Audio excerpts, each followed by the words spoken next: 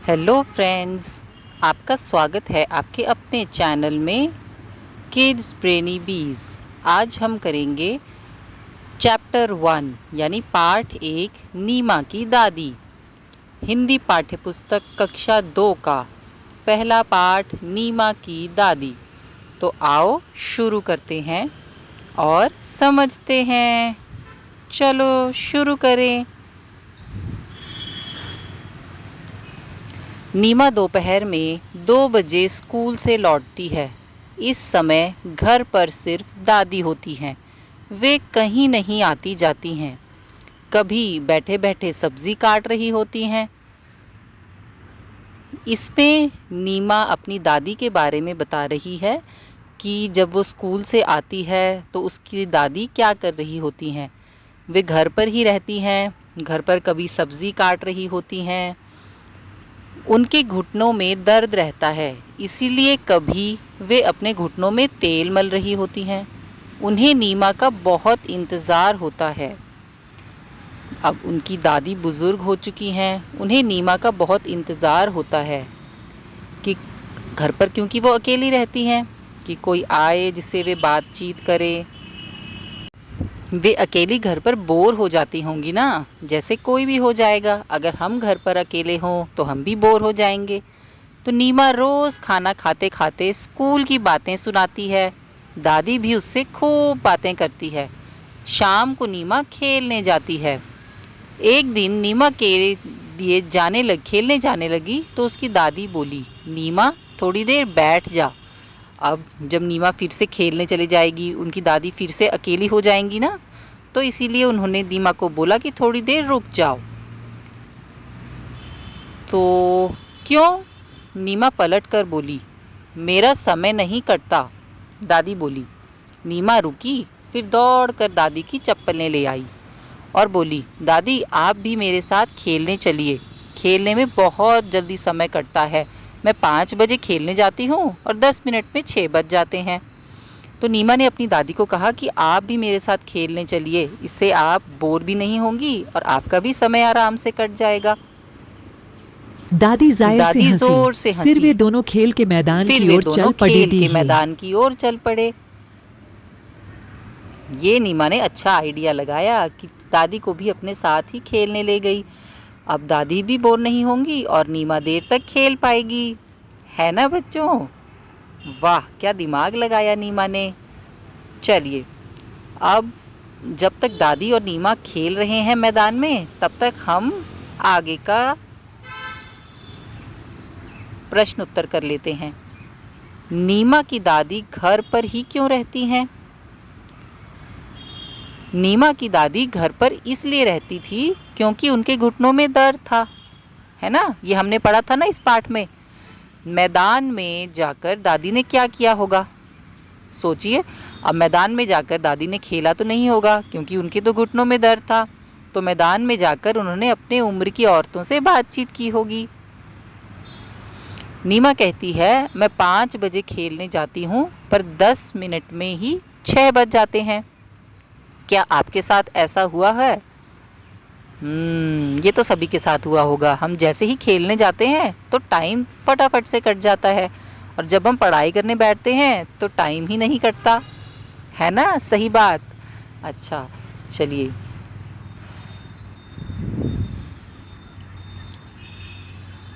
आगे बढ़ते हैं। आप स्कूल से घर जाकर अपना समय कैसे बिताते हैं? कैसे बिताते हैं घर आकर? हम अपना समय हम अपने स्कूल का होमवर्क करके, अपने पार्क में खेलने जाकर, टीवी देखकर और ढेर सारी मस्ती करके अपना समय बिताते हैं। है ना? तो आप बच्चे कैसे अपना समय बिताते हो?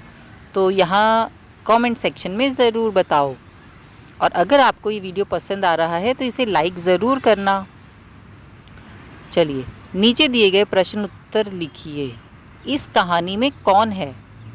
इस कहानी में नीमा और नीमा की दादी हैं।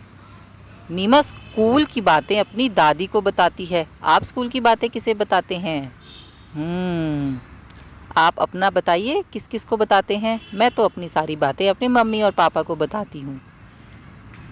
इस कहानी में नीमा और दादी हैं। न और द से शुरू होने वाले कुछ शब्दों की सूची। न, नल, नदी, नहर। द से शुरू होने वाले शब्द दरवाज़ा, दलिया और दवाई। और भी बहुत सारे हैं। अगर आप कोई और शब्द बताना लिखना चाहते हैं तो आप लिख सकते हैं। ठीक है, बस आपने मात्राओं का ध्यान रखना है। हिंदी लिखते वक्त ख़ास तौर पर आपको मात्राओं का ध्यान देना होता है। ठीक है बच्चों,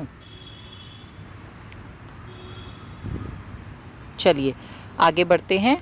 नीचे कुछ वर्ण और कुछ मात्राएं दी गई हैं, तो आपको इन्हें जोड़कर कुछ शब्द बनाने हैं। ठीक है, और उन्हें अपनी कॉपी में लिखना है। तो आप कोई भी शब्द बना सकते हैं, जैसे कि देखिए र आ की मात्रा म, राम राम, है ना। ध,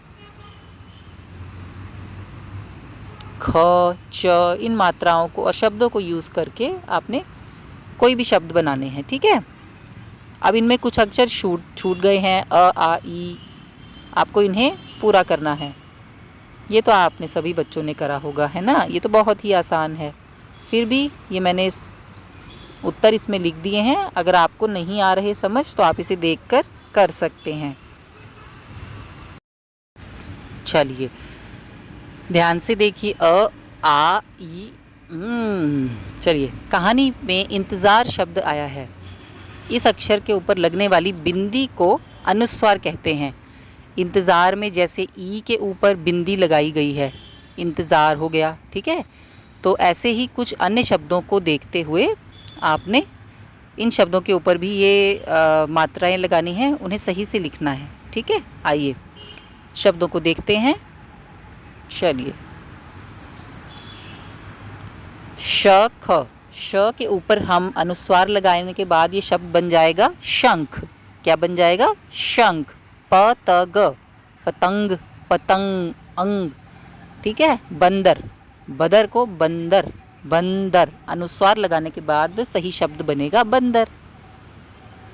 ठीक है, ऐसे ही आगे भी और कुछ शब्द हैं, उन्हें भी हम कर लेते हैं। इन शब्दों को लिखकर आपने इनका अभ्यास करना है, ताकि ये आप गलती ना करें। मदिर, मंदिर। अगूर, अंगूर, अंगूर। अनुस्वार लगाने के बाद ये शब्द सही बनेगा अंगूर। ठीक है, आपने इनका लिखकर अभ्यास भी करना है।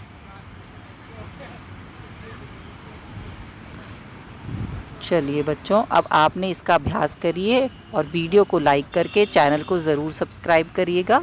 तब तक मैं आपसे अगली वीडियो में मिलूँगी। ओके। वीडियो को पूरा देखने के लिए धन्यवाद। वीडियो लिखे करके चैनल को सब्सक्राइब करना न भूले, ताकि मैं आपके लिए और अच्छी वीडियोस लेकर आ सकूं। चलिए मिलते हैं अगली वीडियो में। वीडियो को पूरा देखने के लिए धन्यवाद। वीडियो लिखे करके चैनल को सब्सक्राइब करना न भूले, ताकि मैं आपके लिए और अच्छी वीडियोस लेकर आ सकूं। चलिए।